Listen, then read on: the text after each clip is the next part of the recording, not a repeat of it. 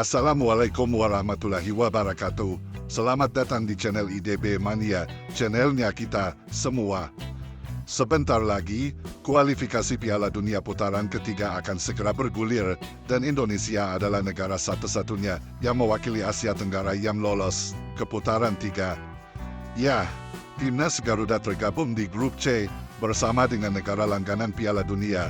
Tapi menariknya, terdapat negara tirai bambu yang satu grup dengan Indonesia. Bila dilihat dari individu pemain, mungkin Indonesia bisa mengalahkannya, tapi itu cuma mungkin. Mari kita dalami kedua negara ini. Tapi sebelum itu alangkah bagusnya bila kawan-kawan menekan tombol subscribe, karena satu subscribe sama dengan satu kebaikan. Oke, lanjut. Timnas Cina saat ini berada di posisi ranking 88 FIFA, sedangkan Timnas Indonesia berada di peringkat 134 dunia. Ini adalah rilisan terbaru dari FIFA untuk bulan Juli ini. Mungkin kalau kita hitung, perbedaannya Indonesia selisih 46 negara dari Timnas Cina, tapi tidak ada alasan Timnas Garuda harus kalah dari negara tirai bambu tersebut. Dalam kualifikasi Piala Dunia putaran ketiga, Timnas Indonesia terjadwal melakoni laga kedua melawan Cina pada 15 Oktober tahun ini. Dalam leg pertama Indonesia akan bertandang ke markas Cina di Stadion Qingdao. Kedua negara ini sudah bertemu sebanyak 17 kali, namun hasil yang kurang memuaskan bagi Timnas Indonesia. Dari 17 pertandingan Indonesia hanya mampu menang sebanyak 1 kali dan 3 kali imbang, dan selebihnya kita harus dikalahkan Cina. Dan ini adalah hasil pertemuan dari kedua negara.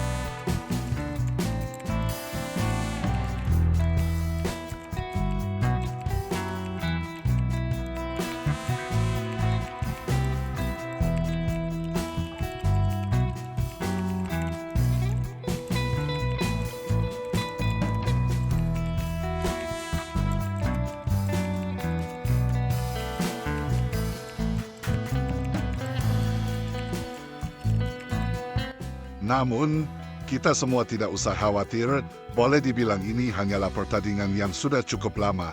Terakhir kita bertemu Cina pada 13 Oktober tahun 2013, dan di situ kita sudah bisa mengimbangi kekuatan dari Timnas Cina, walaupun sebenarnya pada saat itu kita adalah tuan rumah. Dari hasil imbang tersebut, apakah kita sudah puas? Tentu saja tidak, pertandingan itu sudah lewat 11 tahun yang lalu. Saat itu Timnas diperkuat oleh nama-nama yang tidak asing, seperti di bagian penjaga gawang Imade Wirawan, di bagian bek ada Victor Iqbonevo, dan terdapat juga nama seperti Ahmad Bustomi dan Boaz Salasa di bawah kepelatihan Alfred Riedel. Lantas, bagaimana perbedaan kekuatan Timnas Indonesia dengan Cina sekarang?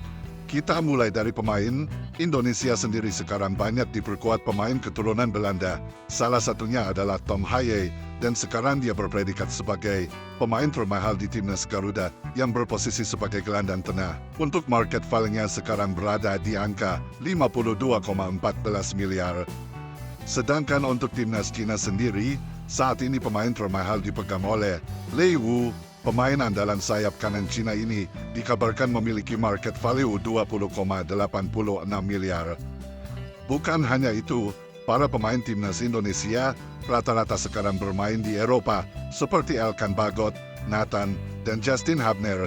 Ketiga pemain ini berpotensi bermain di Liga Inggris untuk musim depan. Sampai di sini mungkin Cina sudah jauh tertinggal. Sekarang kita masuk ke dalam nilai skuad. Dan untuk sekarang nilai skuad Timnas Garuda menyentuh di angka 271,59 miliar. Tidak heran jika kita bisa mengalahkan Timnas Cina. Dan dari negeri tirai bambu sendiri, untuk nilai skuadnya, yaitu 220,31 miliar.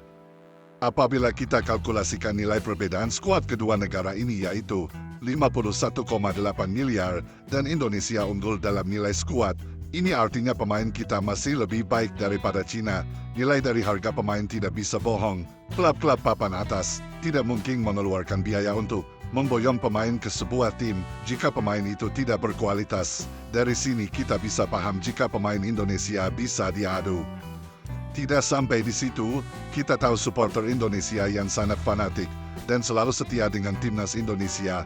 Walaupun itu kandang atau tandan, tribun pasti dipenuhi dengan warna merah putih. Sedangkan untuk supporter Cina sendiri, sebenarnya tidak terlalu bagaimana. Kenapa? Karena di negara tersebut olahraga favorit adalah basket.